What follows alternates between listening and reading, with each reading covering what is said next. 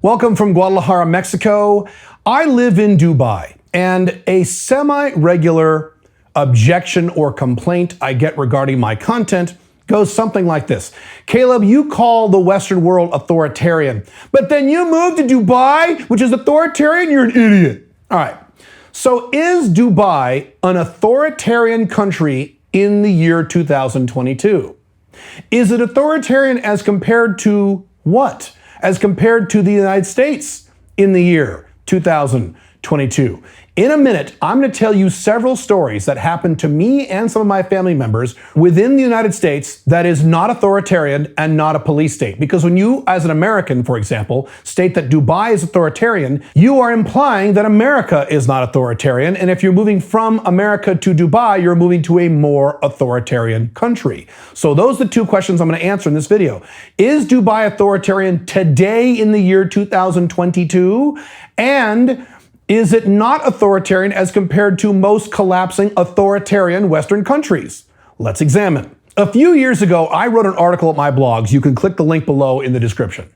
And it's called How You Can Live More Free in a Less Free Country. And I talked about in great detail, and I've talked about this before in my other content, podcast videos, and things like that you can move from a Western country to a non-Western country that is ostensibly less free and still experience more day-to-day freedom, even though you live in a technically less free country. Because many governments in the world do not mess with you unless you mess with it.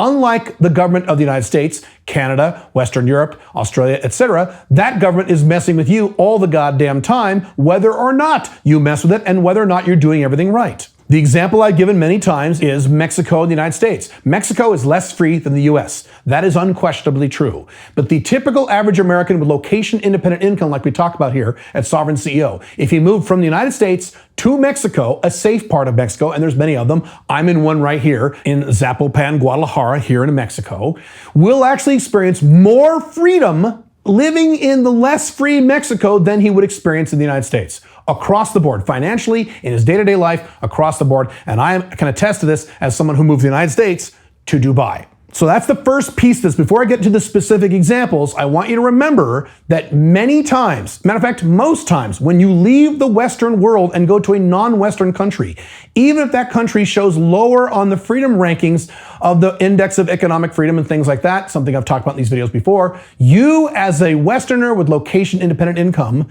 will still experience more freedom. I will talk more about that as we go along. Let me first talk about my ex-home country, the United States. And again, when Americans call Dubai a police state or authoritarian, they're implying that America is not a police state and not authoritarian. Let me tell you a few things that happened to me personally and some of my family members when I lived in the United States. And this wasn't a long time ago. All these were relatively recent, as in the last few years. These stories are exactly what happened. I am not exaggerating any aspect of these stories. This is literally what happened. First story. This is what happened to me several years ago, right before I started dating Pink Firefly. I used to live in a house that was a two-story house, and my home office was upstairs. I was working at home one day in the United States, the free and non-authoritarian, non-police state United States.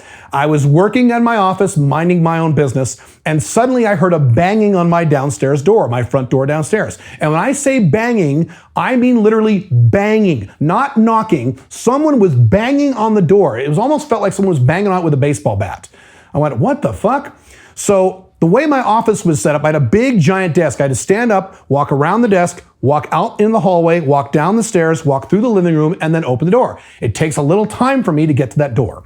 So I do that. I stand up, I walk out of my bedroom, I walk down the stairs. Halfway down the stairs, someone bangs on the door again. Bam, bam, bam, bam, bam, bam, bam. Now I'm upset because now someone's damaging my property. Now I'm gonna have to kick some ass. This is not good. So now I'm actually getting a little upset, a little peeved. So I'm walking down the stairs and I'm ready to kick a little ass. I'm ready to give someone a piece of my mind. And so I grab the doorknob and I open the door, and it is not one police officer, it's not two police officers, it's three police officers. And they're not just police officers, they are in full SWAT team riot gear. Helmets, visors down, body armor. Their hands were on their pistols. Let me say that again. Their hands were on their pistols like this. Okay? Good thing America isn't authoritarian. So I'm like, whoa, what the fuck is this? And the cop in the front was a woman, and she said, "Where's Cordero?" I said, "What?" She said, "Where's Cordero? Where is he?" I said, "There is no Cordero that lives here." Now, I was going to say, I'm not going to say this, but I was going to say, do I look like a Cordero to you? Do I look like someone who would live with the Cordero? Do I look, Hispanic? Now, you don't want to fuck with cops when they have their hands on their pistols, or else you get shot in the fucking head. And this happens all the time in the United States, doesn't it?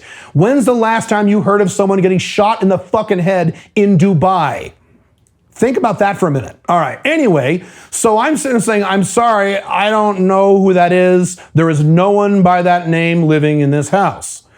And she kind of looks at me like, "Yeah, right." She thinks I'm lying to her. I'm living alone. No one lives in this house except for me. So after a little bit of banter, she finally calms down. She takes her hand. Oh, I actually had to say this. I forgot about this part. I said, "Could you do me a favor and take your hands off your pistol? I am not armed." And I did this. And finally they did. And she pulls out a piece of paper. She goes, "Okay, so you must be Caleb Jones?" "Yes." "Oh, okay. So you've lived here how long?" And I told her, and she gave me a bunch of questions. And finally, she gave me her card, says, "If Cordero shows up." Now, I have no idea who this is. I assume it's someone in some family who lived in that house before me a billion fucking years ago, and it's some outdated database because the federal government uses computers from the 1960s. And I'm not joking. So she gives me her card. So "You call me. If Cordero comes back here, you call me." I'm like, "Oh, I'll be sure to do that. Thanks." Now, if I had been a smartass, if I had gotten in her face, said, "What the fuck? There's no Cordero, you fucking bitch," I may not be here doing this video today because I'd have a big fucking hole in my head right here because America's not authoritarian and America's not a police state. Okay? That's the first example. Second example. This example happened just recently, just a few years ago, right before Pink Firefly and I moved to Dubai. The house we had in the United States was in an upper class neighborhood, and unfortunately we lived next to an old man who was a paranoid schizophrenic, and I mean that literally. I'm not calling him a name, insulting him. He had mental issues. And this retired old man had all these cameras set up all around his house, all over his backyard. They were hidden. And what this guy would do is he would sit in his little office all day because he had nothing else better to do, and he'd watch all these monitors for anyone who walked in front of his house or walked near his house. And what would happen is, and we saw this happen several times, when people in the neighborhood would walk their dogs on the sidewalk in front of his house, he would fly into a rage and run outside of his house as best he could. He was an old man. Run outside of his house and scream bloody murder. "How dare you make your dog shit on my property?" Now, if you don't understand how sidewalks work, sidewalks are owned by the city. They're not owned by you. They're owned by the city. Sidewalks are not part of your property. Your property ends where the sidewalk begins. So these are all people on the sidewalk, or in some cases on the street in front of his sidewalk. He was a fucking maniac. Unfortunately, as many of you know, my beautiful wife, Pink Firefly, has a little dog.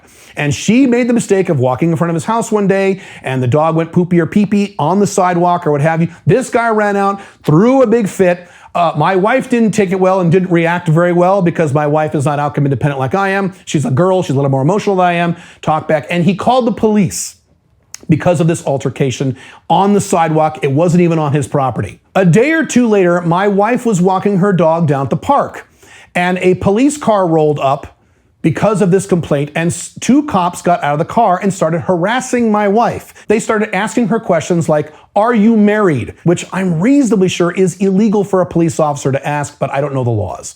"Are you married? Do you live alone?" Because my wife, you've seen my wife, you've seen videos of my wife, she's very attractive. These young cops were giving her a bunch of crap. They were saying, "You better answer our questions. You better not turn around." She turned around and left. They started taking pictures of her from the side, from the back, of her walking away. They started threatening her and harassing her. Later, they came to our house, not one police officer, not two police officers, 3 cops showed up at our house, and they issued my wife a citation for, get ready for this, stalking.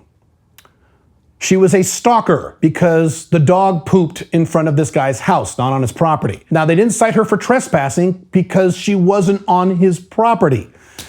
So we had to fight this thing in court. I had to spend thousands of dollars on a fucking attorney. So did she, because she has her own money, all because of this. And she was nervous. She was scared. In both of these scenarios, when these cops are harassing her hands were shaking. I had to spend a lot of time calming her down. It was really horrible. And it's one of the biggest reasons why we left that neighborhood as soon as we could. Next example. As many of you know, my son is black. It's a long story.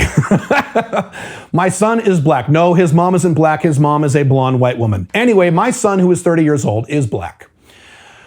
I cannot tell you the number of times my son has been pulled over by police officers in the United States when he was doing literally nothing wrong. And in some cases, the police officers actually admitted he was doing nothing wrong. They pulled him over because he's a black guy in a predominantly white neighborhood, which is where we lived and where he spent most of his adult life.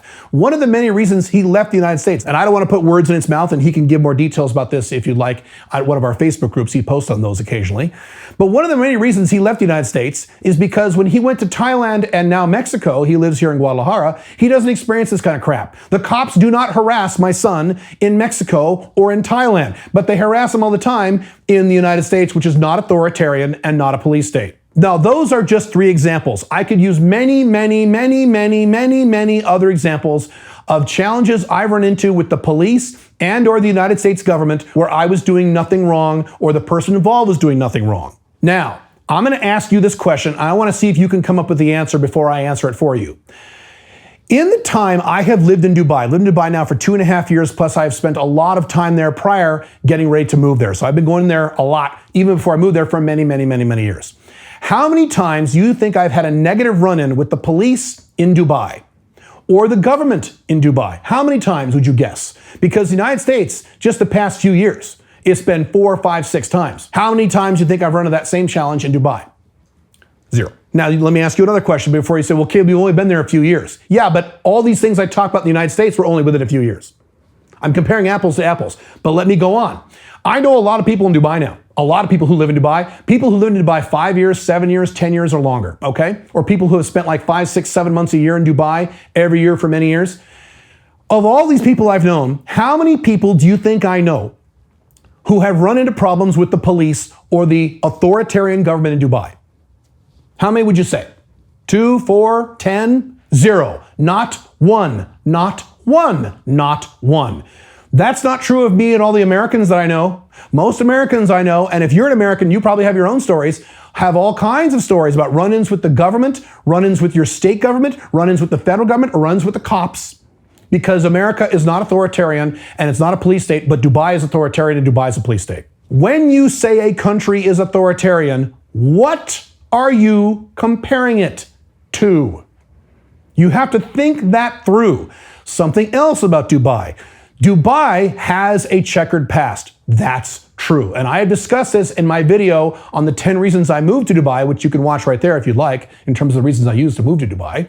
But as I said in that video, all these scary articles about these horrible horror stories, which are pretty bad, about people going to jail in Dubai and things like that, if you read the dates on these articles, they're all 10 plus years old. They're all from like 2008, 2010, 2012, 2011. Do I live in Dubai in 2010? No, I live in Dubai in the 2020s. And as I've said many times, Dubai is actually getting more liberal every year. You used to not be allowed to drink in Dubai, now you can drink. Local Emirati Muslims used to not be allowed to drink in Dubai, now they can. You used to not be allowed to have premarital sex in Dubai, now you can. Every year, my country removes laws. Every year, your Western country adds new laws and new restrictions and has more cops and more enforcement. The United States IRS just hired 80,000 new IRS agents. My attorneys, my American tax attorneys, because unfortunately I'm still technically an American and I'm still under that tax system, have told me that they are advising all of their clients to start keeping extra written records on all of their receipts because now IRS audits are going to increase. Because America's not authoritarian, but Dubai is. You think there'll be a lot of tax audits in Dubai? No, because you don't pay taxes in Dubai. When people call Dubai authoritarian, they're making 2 huge mistakes. Number one, they're talking about Dubai from 12 years ago. I don't live in Dubai 12 years ago. I live in Dubai today. Number two, they're not considering the authoritarian Western country, the United States, Canada, Western Europe, Australia. They're not accounting for all of the horrible, ridiculous shit that their government and their police forces are doing. They're just completely ignoring them and pointing at Dubai, a country that has none of the problems that I just enumerated a few minutes ago. And as I've said maybe 10,000 times in these videos, is Dubai perfect? No. Is Dubai for everyone? No. A lot of you in my audience would hate Dubai and you should not move here. As always, I am not trying to sell you on Dubai. Dubai is the best place in the world for me. But Dubai in the year 2022 is not authoritarian the way you're saying it's authoritarian, especially if you live in the United States, Western Europe, Canada, Australia, where you have truly authoritarian governments that get into your face when you're doing nothing wrong. If you want more information on why I moved to Dubai, and again, I'm not trying to sell Dubai to you. If you don't want to move to Dubai, move somewhere else, please. But don't stay in the authoritarian West. You can watch that video right there, and I'll see you in that video. Bye.